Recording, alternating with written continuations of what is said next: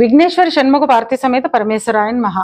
Ramadevi astro and vastu channel వీక్షిస్తున్న ప్రేక్షకులకు స్వాగతం. మే మాసంలో గ్రహ సంచారం ఈ విధంగా ఉంది. రవి మేషంలో సంచారం చేస్తూ 15వ తేదీన వృషభంలోకి ప్రవేశిస్తాడు. కుజుడు కర్కాటకంలో సంచారం చేస్తున్నాడు. మీనంలో సంచరిస్తున్న బుధుడు 7వ తేదీన మేషంలోకి ప్రవేశించి 17 రోజులు అక్కడే సంచరించి 24వ తేదీన వృషభంలోకి ప్రవేశిస్తాడు. వృషభంలో సంచరిస్తున్న గురువు 15వ తేదీన మిథునంలోకి ప్రవేశిస్తాడు. మీనంలో సంచరిస్తున్న శుక్రుడు 31వ తేదీన మేషంలోకి ప్రవేశిస్తాడు. శని మీనంలో సంచారం చేస్తున్నాడు. మీనంలో సంచరిస్తున్న రాహు 18వ తేదీన కుంభంలోకి ప్రవేశిస్తాడు. ఈ గ్రహస్థితిని ఆధారంగా చేసుకొని కర్కాటక రాశి వారికి మే మాస ఫలితాలు ఎలా ఉన్నాయో, చిన్న చిన్న పరిహారాలు ఏం చేసుకోవాలో చూద్దాం. పునర్వసు 4వ పాదము, పుష్యమి 1, 2, 3, 4 పాదాలు, ఆశ్లేష 1, 2, 3, 4 పాదాలు కలిపి కర్కాటక రాశిలో ఉంటాయి. కర్కాటక రాశికి అధిపతి చంద్రుడు. కర్కాటక రాశి వారికి మాసం చాలా యోగదాయకంగా ఉంటుంది. నూతన వస్తు ఆభరణ ప్రాప్తి ఉంటుంది. పుణ్యక్షేత్ర దర్శనాల నిమిత్తం అధిక ధన వ్యయం ఉంటుంది. ధన ఆదాయం అధికంగా ఉన్నప్పటికీ అంతకు మించిన ధన వ్యయం కూడా ఉంటుంది. చిన్న చిన్న అనారోగ్య సమస్యలు ఉంటాయి. ఇక విద్యార్థుల విషయానికి వస్తే పోటీ పరీక్షలకు వెళ్లే విద్యార్థులు మంచి ఫలితాలను సాధించగలుగుతారు. విద్య పట్ల ఉత్సాహం, శ్రద్ధ అధికంగా కనపరుస్తారు. మంచి ఫలితాలను సాధిస్తారు. విదేశాలకు వెళ్లే విద్యార్థులకు కోరుకున్న సీట్లను సాధిస్తారు.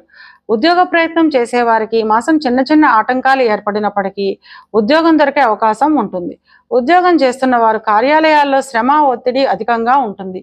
పై అధికారుల మన్ననలను పొందుతారు.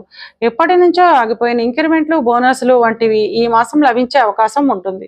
ప్రైవేటు ఉద్యోగం చేసే వారికి దూర ప్రాంతాలకు బదిలీలు ఉంటాయి. ఉద్యోగ నిమిత్తం విదేశాలకు వెళ్ళాలి అనుకునే వారికి ఆటంకాలన్నీ తీరి పనులన్నీ సకాలంలో పూర్తి అవుతాయి. ఇక వ్యాపారస్తుల విషయానికి వస్తే వ్యాపారస్తులకు వ్యాపార నిమిత్తం అధిక ప్రయాణాలు ఉంటాయి. తద్వారా చిన్న చిన్న అనారోగ్య సమస్యలు ఉంటాయి. ఎప్పటి నుంచో రావాల్సిన బాకీలు వసూలు అవుతాయి. ఇక వివాహ ప్రయత్నం చేసే వారికి మొదటి 2 వారాల్లో వివాహం కుదిరే అవకాశం ఉంటుంది. వివాహం అయిన వారు జీవిత భాగస్వామితో కలిసి ఆనందంగా, ఆహ్లాదంగా గడుపుతారు. సంతానానికి చిన్న చిన్న అనారోగ్య సమస్యలు ఉంటాయి. సుబ్రహ్మణ్యేశ్వర స్వామికి అభిషేకం చేయించడం ద్వారా ఈ ఇబ్బందిని తగ్గించుకోవచ్చును. బంగారాన్ని కొనుగోలు చేస్తారు. ఈ మాసంలో ధన ఆదాయం అధికంగా ఉన్నప్పటికీ ఊహించని ఖర్చులు కూడా అధికంగా ఉంటాయి. బంధుమిత్రులతో కలిసి ఆనందంగా, ఆహ్లాదంగా గడుపుతారు. ఇవి కేవలం గోచార ఫలితాలు మాత్రమే. గోచార ఫలితాలు పూర్తిగా జన్మజాతక చక్రంపై ఆధారపడి పనిచేస్తాయి. కనుక తమ జన్మజాతక చక్రాన్ని విశ్లేషణ చేయించుకోవాలి అనుకునేవారు కింది నెంబర్కి వాట్సాప్ చేసి కన్సల్టేషన్ తీసుకోండి. కర్కాటక రాశి వారు అనుకూలతను పెంచుకోవడానికి, ప్రతికూలతను తగ్గించుకోవడానికి సుబ్రహ్మణ్య భుజంగ స్తోత్రాన్ని వినడం లేదా చదవడం ద్వారా అంతా మంచే జరుగుతుంది.